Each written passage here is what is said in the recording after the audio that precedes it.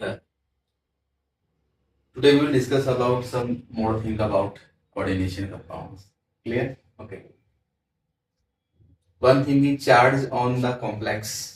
जो हमारे पास कॉम्प्लेक्स है उसके ऊपर चार्ज मैंने बोला था ना कि cationic and ionic and neutral, समझ रहे हो? तो उस कॉम्प्लेक्स के ऊपर कैसा चार्ज है, कितना चार्ज को कैरी कर रहा है, मतलब वो इलेक्ट्रिकली कैसा चार्ज है उसके ऊपर। Yes clear? तो what is the sum of the charge coordinated to central metal ion? तो सेंट्रल मेटल आयन है सिल्वर पे कितना ओवरऑल चार्ज कॉम्प्लेक्स में आ रहा है? तो दो एग्जांपल लिखे तो पहले सी एन पोल्टराइज। तो सिल्वर का वैलेंसी ऑक्सीडेशन स्टेट कितनी होती है जनरली? +1। देन साइनाइड ये है, इसमें क्या होता है? -1। तो two number of two cyanides हैं तो -1 इंटू 2 हो जाएगा इज इक्वल्स टू 1 - 2। तो ये ओवरऑल चार्ज हो जाएगा इसके कोऑर्डिनेशन पेयर पे -1। क्लियर? ठीक है। Similarly one more example, copper ammonia और 4, इस पे 2 चार पॉजिटिव चार्ज है। कैसे? कॉपर की जनरल जो ऑक्सीडेशन नंबर होती है क्या होती है? +2 होती है। ठीक है। उसके बाद ये अमोनिया, ये क्या होता है ammonia? It's is neutral ligand. Neutral means 0। Clear? तो ये 0 हो गया तो ओवरऑल चार्ज क्या हो गया? +2। ठीक है। दैट मीन्स एक फॉर्मूला जनरेट होता है, charge on the metal ion plus charge on ligands. ठीक, तो ये चार्ज इसलिए एनायोनिक हो गया, ये कैटायनिक हो गया। कैसे चार्ज हमने कैलकुलेशन करी, ये इसमें से हो गया। Done. Okay, next thing is effective atomic numbers ENA. Sidgwick ने एक कॉन्सेप्ट दिया था, जो कॉम्प्लेक्स आयन के अंदर ये जैसे एक कॉम्प्लेक्स कोऑर्डिनेशन नंबर है, तो यहां पर सिल्वर की या कॉपर की एटॉमिक नंबर कितनी होता है? एटॉमिक नंबर वो तो ठीक है कि जेड जो होता है वो तो ठीक है, पर यहाँ एक टेम्पररी समझ लीजिए, या इसके अकॉर्डिंग कोऑर्डिनेशन स्फीयर के अकॉर्डिंग, ये लाइगेंड्स के अकॉर्डिंग यहाँ पे इसकी एटॉमिक नंबर कितनी है? ठीक है। तो इसे बोलते हैं इफेक्टिव एटॉमिक नंबर। जो एक्चुअल एटॉमिक नंबर है वो दूसरी है, यहाँ पे एक दूसरी एटॉमिक, ये इसकी स्टेबिलिटी को शो ऑफ करता है। और अगर इसकी एटॉमिक नंबर हमारे नोबल गैसेस के इक्वल आता है, नंबर ऑफ इलेक्ट्रॉन्स के इक्वल आता है, तो वो कॉम्प्लेक्स स्टेबल माना जाता है। क्या माना जाता है? कॉम्प्लेक्स स्टेबल आता है। ठीक है। नोबल गैसेस का मतलब जैसे पीरियोडिक टेबल में लिखा हुआ है, नोबल गैसेस है helium, neon, argon, krypton, xenon, radon. तो इनके इक्वल नंबर ऑफ इलेक्ट्रॉन्स अगर जनरेट हो रही है, किसमें? सेंट्रल मेटल एटम है, सपोज यहाँ पे कॉपर है।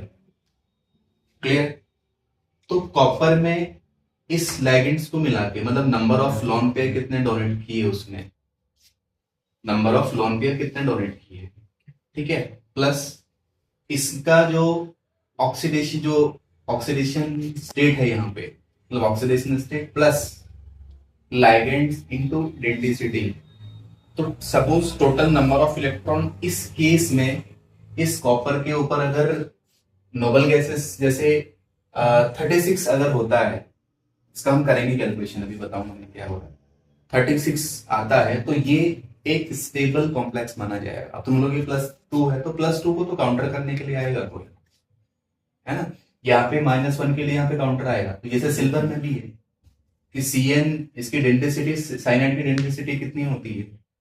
यूनिडेंट है कि मोनोडेंट है? क्या है? यूनिडेंट।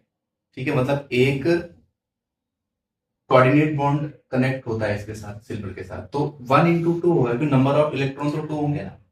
ठीक है। तो है कितने? 2। तो 2 × 2 4 हो जाएंगे। और यहाँ पे सिल्वर की ऑक्सीडेशन नंबर कितनी है? अब ऑक्सीडेशन नंबर इसको देखना पड़ेगा कि ओवरऑल चार्ज कितना है, एक्स के थ्रू आपको कैलकुलेट करना पड़ेगा।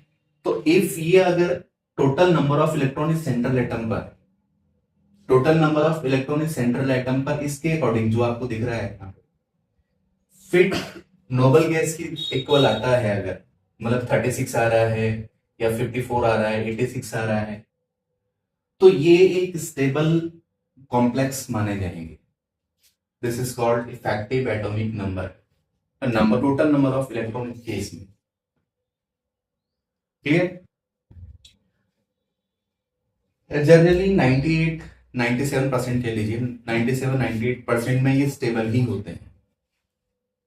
एक्यूरेट उतने नंबर ऑफ इलेक्ट्रॉन्स उतने मिलते हैं जितने हमारे पास नोबल गैसेस की कॉन्फ़िगरेशन। भाई स्टेबिलिटी के लिए क्या करना होता है, नोबल गैस इलेक्ट्रॉन्स के इक्वल अपने इलेक्ट्रॉन्स को गेन करना होता है, तभी तो स्टेबल होता है वो कोई चीज। तो इसीलिए यहाँ पे भी नोबल गैस से ही मैं कंपैरिजन कर रहा हूँ। किसी भी स्पीसी को देखो, एटम को देखो, आयंस को देखो, वो नोबल गैस की इलेक्ट्रॉन्स की इक्वल अपने अंदर इलेक्ट्रॉन्स को कैरी करना चाहता है ताकि वो स्टेबल हो जाए, उसकी कॉन्फ़िगरेशन भी नोबल गैस की तरह हो। तो ये इनका भी यही रहता है, ठीक है। तो मैंने बोला कि 97% ये मैक्सिमम में आपको नोबल गैस के इक्वल ही आपको इलेक्ट्रॉन्स मिलेंगे। डन, ठीक है। और ये कॉन्सेप्ट किसने हमें बताया था, सिडविक, यहाँ पे सिडविक लिखा हुआ है।